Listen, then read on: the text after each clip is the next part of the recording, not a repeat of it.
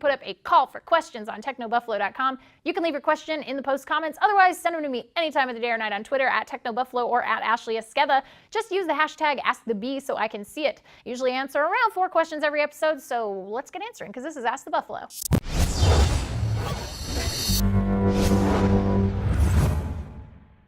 Will asks, hi Ashley, I own a late 2013 MacBook Air 13-inch and I am getting into the YouTube world. Find me at Everything Tech 131. What software do you advise me to get for video editorial and special effects? I already own iMovie on my Mac. Love the site and shows.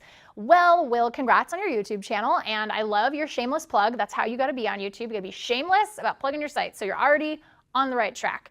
As for video editing, so you have a few options. Obviously, you do have iMovie, which you can use. I personally am not a fan of iMovie, but that's because I was sort of brought up on bigger editing suites, so Avid, Sony Vegas, Premiere, things like that.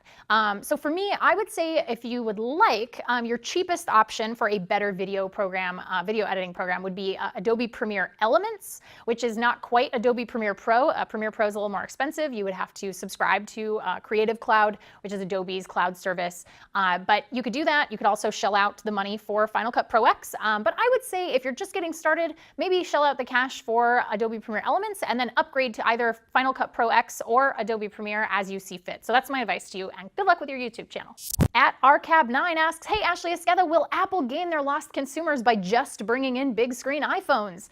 This is a good question. I think that they're going to bring back some people that maybe they've lost to Android, bigger screen Android devices and Windows Phone devices. However, it's not going to be just big screen phones. I actually really do think that for Apple to really gain that ground back that maybe they lost to people who left for larger screen Android phones, one of the greatest things about Android is widgets. Like, that is my absolute #1 thing that I miss from being on Android as my daily driver. I use an iPhone 5S now, and that's the one thing I really do miss. Everything else is kind of neither here nor there, and I feel like there are equivalents for every mobile operating system. But for me, widgets is one thing that is really missed in iOS, or something to that effect. So we have a widget system in OS 10, and I actually think that iOS 8 is a really good opportunity for them to sort of push forward with something a little bit different for a larger screen size. I think that the icon system has worked really well, but if you're going to go 4.7-inch and bigger, you got to have something else on that screen. I mean, at least that's what I think. Otherwise, it's just going to be a giant grid, and that's kind of weird. Sam asks, do you believe that Titanfall is a true Call of Duty killer? They said the same thing about Battlefield 3, and look how that turned out. Has anyone at the office played the beta? If so, did they enjoy it? Thanks. A lot of people at the office have, in fact, played the Titanfall beta. It is fantastic. It's really, really fun. I definitely think the Call of Duty series is getting a little bit stale. I think that there's kind of that annual cash grab feel to it at this point, where it's not quite polished enough or innovative enough for people to really kind of go crazy for it like they did for Black Ops 2, which was a huge deal. But I definitely think Titanfall is going to be one of those console sellers for Xbox. I think this is like one of the things that Xbox really has their fingers crossed for. And even though Titanfall is coming out for Xbox 360 in addition to PC and Xbox One, I think Microsoft is hoping that you are going to go ahead and bite the bullet and go out and pick up an Xbox One and get Titanfall, because you're going to want to play at the highest resolution possible with your friends. But honestly, it's really great, and I think that the games journalism community would not be talking about it so much if it wasn't so good. So if you guys are thinking about getting into app development or some other facet of the business of technology, you should definitely check out lynda.com. You can learn it at lynda.com, an online learning company with more than 77,000 video tutorials that teach things like software, creative, and business skills. Membership starts at just $25 a month, and you get 24/7 access to high-quality video courses taught by expert instructors. Videos range from bite-sized tutorials all the way to comprehensive courses in a variety of subjects, including app development, so you can finally code that really cool app you've always wanted to make. Maybe you're the next WhatsApp. Maybe you're going to make $16 billion. If you do, send me a check for recommending lynda.com. We have a special offer if you want to check out lynda.com. Techno Buffalo fans get a free 7-day trial by visiting lynda.com/technobuffalo. They add new courses all the time, so it's always a great time to start. That's lynda.com/technobuffalo. Siddhish Pai asks, hey Ashley, do you think Google will surely kill the Nexus series? If yes, will they launch a new line or what?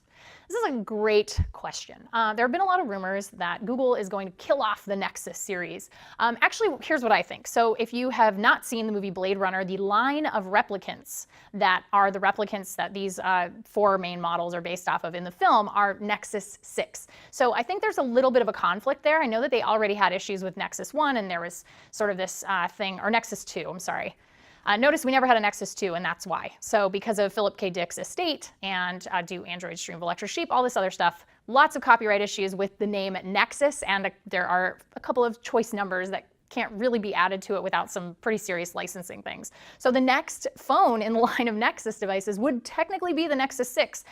But I think because of Blade Runner, we're not going to see a Nexus 6. And this might be Google's opportunity to really say, okay, well, we're going to have to think of a different line name for our devices. Maybe they're going to be Google Play Edition devices. Maybe we just won't see the Nexus line anymore, and it'll just say, here's the Google Play Edition, Motorola phone or whatever, or Lenovo, I guess now.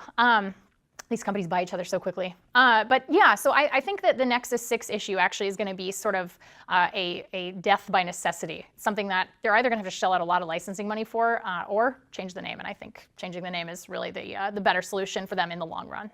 Well, that's it for Ask the Buffalo. If you enjoyed the show, please give us a thumbs up and subscribe to us on YouTube. We'd really appreciate that. And if you want the latest and greatest technology news and videos, you can always head over to technobuffalo.com. I'm Ashley Esqueda. John will be back with you next week, and he will see you then. Bye.